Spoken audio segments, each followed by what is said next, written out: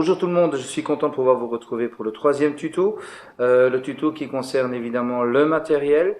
Alors ici nous allons parler d'un autre modèle de télescope qui est un mélange un petit peu des deux de ce que vous avez vu précédemment. C'est un mélange en fait entre un télescope et une lunette d'astronomie. Alors pourquoi? Simplement parce que vous allez voir qu'avec le télescope compact, c'est en fait un système où on regarde comme une lunette d'astronomie, mais à l'intérieur, c'est en fait un système réflecteur. Il suffit de regarder les images là, en fait, en détail, vous allez comprendre, c'est quelque chose d'assez spécial pour moi, en tout cas. Alors, pour moi, c'est que, comme je vous ai dit dans les tutos précédents, c'est que il y a la façon de savoir comment l'utiliser et pourquoi et qu'est-ce que vous voulez vraiment voir exactement. Pour ma part, ce télescope compact comment je vais dire, ne va pas à la hauteur de la capacité d'un télescope, comment dire, réflecteur. Pour la simple et unique raison, c'est que pour pouvoir faire du ciel profond, il faut évidemment un tube assez long, ce qui ici n'est pas vraiment le cas. Mais par contre, l'ouverture est différente. Et donc, vous allez voir que c'est assez spécial. Maintenant, l'avantage qu'il y a avec ces trois télescopes, c'est qu'on peut faire effectivement de l'astrophotographie. Il y a différentes façons de pouvoir le faire. Il y a moyen de pouvoir utiliser certains matériaux qui vous permettront de pouvoir faire de chouettes images. Et en fonction aussi de la puissance du télescope, encore une fois, vous avez remarqué que dans tous les tutos que je suis en train de faire pour vous parler du matériel, c'est souvent la puissance, la qualité, vraiment la vraie capacité du télescope qui joue énormément.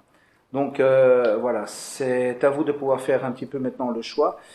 Ce que moi je me permets quand même de souligner aussi, c'est que trouver un télescope, que ce soit un réflecteur ou une lunette d'astronomie ou alors un compact, prendre un télescope à moins de 200 euros, pour être honnête avec vous, c'est quelque chose qui ne va vraiment pas donner du bon résultat.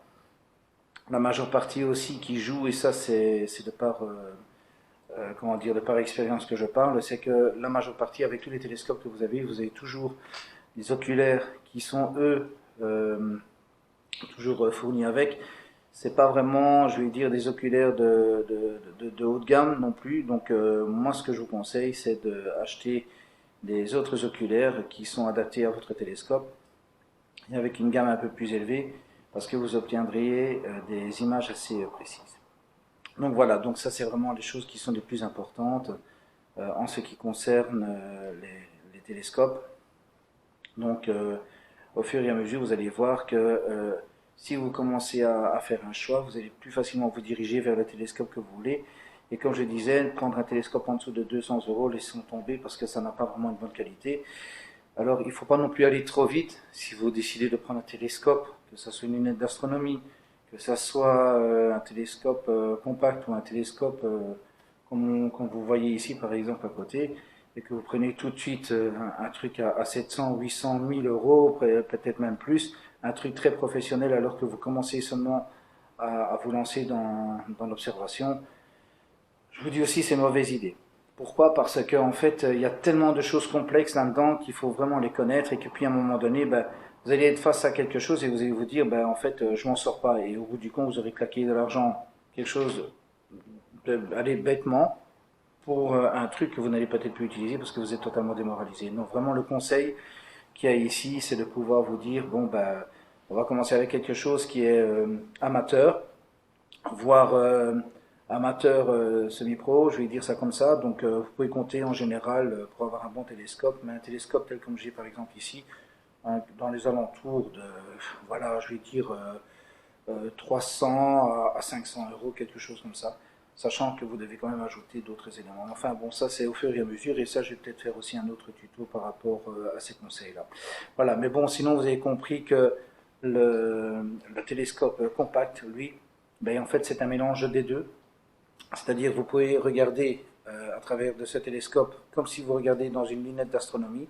Seulement, les effets qu'il y a là-dedans, la façon de voir les images, c'est un système de réflecteurs. Voilà, j'espère que ce troisième tuto vous aura plu. Et bon, bah, écoutez, je vous dis, amusez-vous bien si jamais vous voulez vous faire le choix d'un télescope. N'ayez pas peur de demander plus d'informations encore. Faites quand même attention avec ce que les vendeurs disent, parce que la majeure partie ont tendance un petit peu à profiter des personnes qui n'ont vraiment pas de base de connaissances et qui vendent tout et n'importe quoi et qu'après vous allez aussi être déçus. Voilà. J'espère que tous ces petits conseils-là pourront vous aider à faire le choix. Moi, je vous dis à bientôt et surtout gardez bien la tête dans les étoiles. Ciao.